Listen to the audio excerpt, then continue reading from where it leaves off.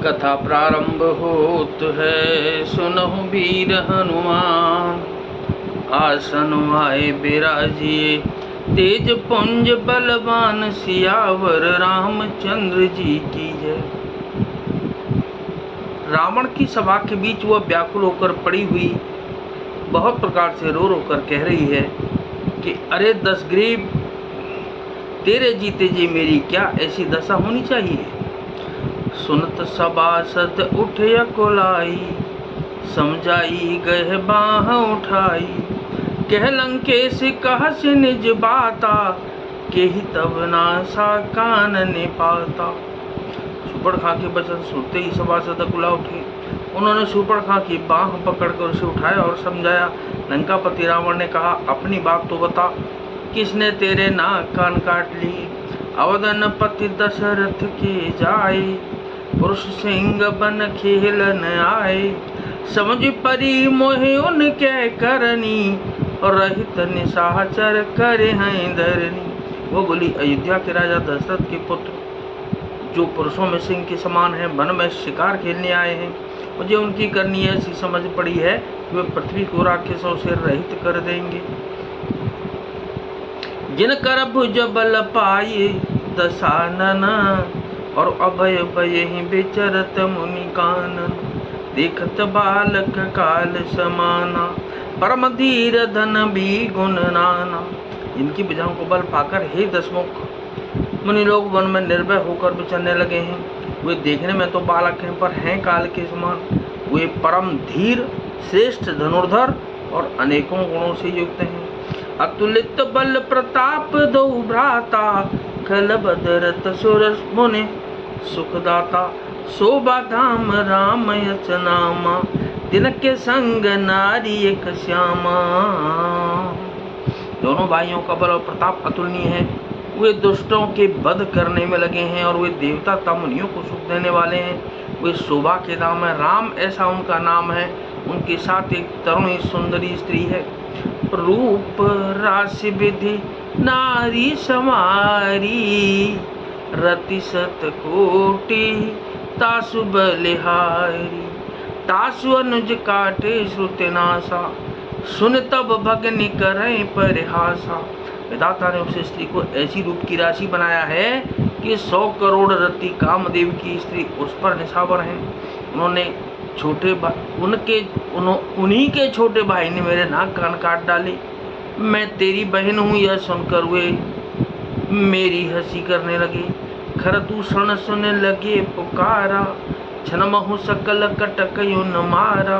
खरदूषण तिसिरा कर घाता, सुन 10 शीश जरे सब गाता।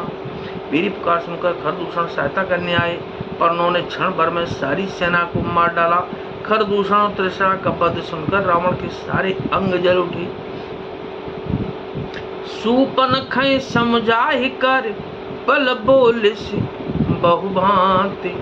गयहूँ भवन अति सोच बस, निहित परहि नहीं रात। सियावर रामचंद्र जी की जय, पवन सुत हनुमान जी की जय।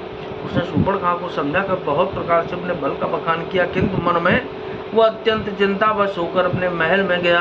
उसे रात भर नींद नहीं पड़ी। सुर नर असुर नाग खगमाही, मोरे अनुचर कह को नाही। खरदूषण मोहि सम बलवंता, और तिन्हि को मारे बिनु भगवंता। वह मनी मन विचार करने लगा, देवता मनुष्य असुर नाग और पक्षियों में कोई ऐसा नहीं जो मेरे शिव को भी पा सके। खरदूषण तो मेरे ही समान बलवान थे, उन्हें भगवान के सिवा और कौन मार सकता है। सुररंजन भंजन मही भारा, जो भगवंत लीन अवतारा। तो में जाए बैरु हट करऊं, और प्रभु सर प्राण तजय भवतरऊं।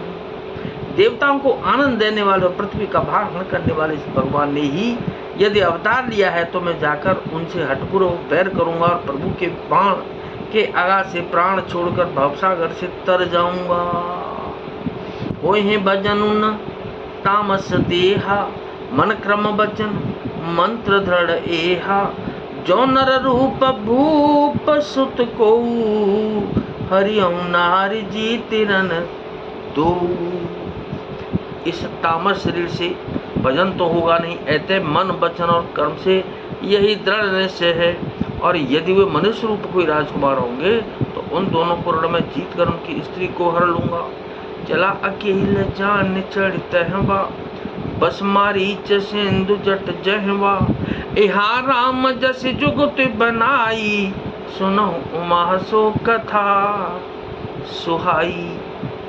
यो विचार कर रावण रथ पर चढ़कर अकेला ही वहां चला जहाँ समुद्र के तट पर मारीच रहता था। शिव जी कहते हैं कि हे पार्वती, यहाँ से रामचंद्र ने जैसी युक्ति रची वही सुंदर कथा सुनो। लक्ष्मण गए बन ही जब, लेन मूल फल कंद। जनक सुतासन बोले, बेहस कृपा सुख वृंद सियावर। रामचंद्र जी की जय, पवन सुत हनुमान जी की जय। लक्ष्मण जी जब कंदमूल फल लेने के लिए वन में गए तब अकेले में कृपा और सुख के समूह श्री रामचंद्र जी हंसकर जानकी जी से बोले, आ तो क्या कि नाथ सकल संपदा तुम्हारी, मैं सेवक समेत सुत नारी। दीन दयाल बिरुद संभारी, हरो नाथ मम संकट भारी। कथा विसर्जन हो तो है और विदा हो हनुमान। राम लखन और जानकी मैया, सदा करें कल्याण सियावर। रामचंद्र जी की जय, पवन सुत हनुमान जी की जय।